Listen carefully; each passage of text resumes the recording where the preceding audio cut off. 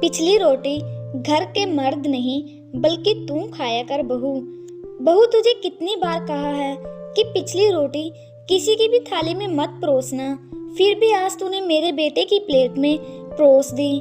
कितनी बार तुझे एक ही बात बताऊं, यह छोटी सी बात तेरे दिमाग में क्यों नहीं घुसती?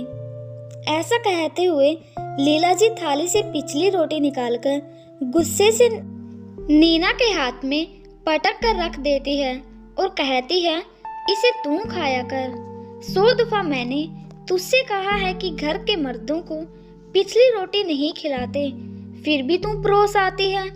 अरे घर के मर्द अगर पिछली रोटी खाएंगे तो कभी भी जिंदगी में आगे नहीं बढ़ पाएंगे, हमेशा पिछड़े ही रह जाएंगे।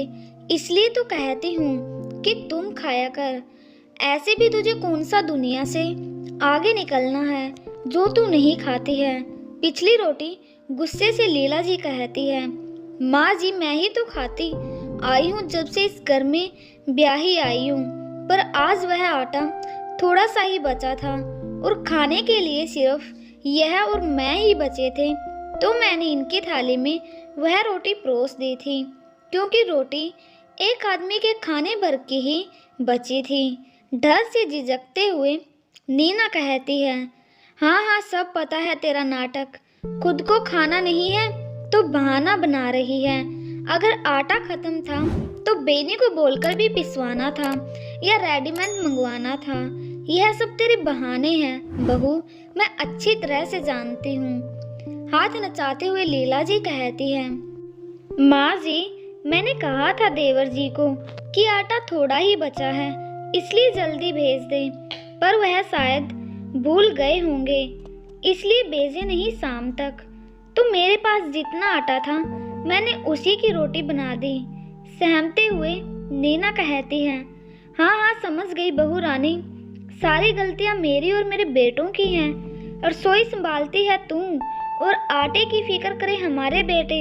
माँ जी रसोई भले ही मैं संभालती हूँ, मगर घर की भागदौड़ तो आप सभी के ही हाथों में है ना, तो मैं कैसे और किस से मंगवाती?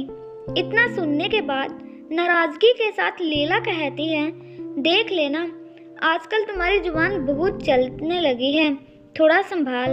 ऐसा ना हो कि त्रिवेणी को बोलकर तेरे साथ साथ तेरी जुबान को भी बाहर का रास्ता देखना पड़ जाए। इसलिए अपने मुंह पर ताला लगाकर रख और जितना बोला जाए उतना ही किया कर। लीला जी की जली कटी सुनकर नीना थोड़ी देर सुन सी वहीं खड़ी रहती है, जिसे देखकर लीला जी नैना जी को डांटते हुए कहती है, अब जा यहीं खड़ी मत रह मेरे सर पर, मर्दों को चैन से खाना खाने दे। लीला जी की कड़वी बातें नैना की आंखों में आंसू लाने के लिए बहुत थी। उसकी आंखें भी डबडबा ही रही थी कि किसी ने नीना के हाथों को जकोड़ते हुए कहा, मम्मी जी कहाँ खो गए आप पिछली रोटी के बारे में कुछ कह रही थी। तपस्या की आवाज से नीना जी वर्तमान से अतीत में लौट आई और अपनी सजल आंखों को खुद के वश में करते हुए अपनी बहू तपस्या को कहती हैं, बहू ये पिछली रोटी तू मत खाया कर, मुझे अच्छा नहीं लगता तेरा यह पिछली रोटी खाना। ऐसा कर कल से पिछली रोटी बना दिया कर और उसे कौवे को दे दिया कर। रसोई में सबके लिए खाना परोसती हुई तपस्या के गालों को छूकर नीना जी कहती हैं, पर क्यों मम्मी जी, रोटी तो रोटी होती है, पहली या आखिरी क्या फर्क पड़ता है। आज के जमाने की पढ़ी लिखी तपस्या नीना जी से कहती है, पड़ता है बहुत फर्क पड़ता है, समानता और बराबरी का फर्क पड़ता है बहू।